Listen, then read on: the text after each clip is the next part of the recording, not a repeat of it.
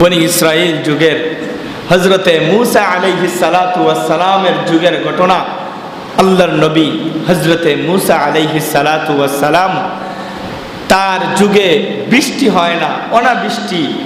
বনি ইসরাইল, তার কওম, মূসা নবীর কওমের নাম ছিল বনি ইসরাইল।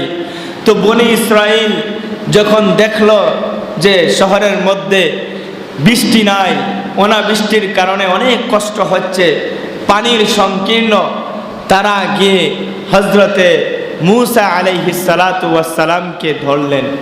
হযরতে মূসা আলাইহিস সালাতু ওয়াস সালামকে ডাক দিয়ে বললেন, হে নবী মূসা, দীর্ঘদিন পর্যন্ত আমাদের শহরের মধ্যে বৃষ্টি না হওয়ার কারণে আমাদের মানুষগুলো পেরেশান হয়ে আছে।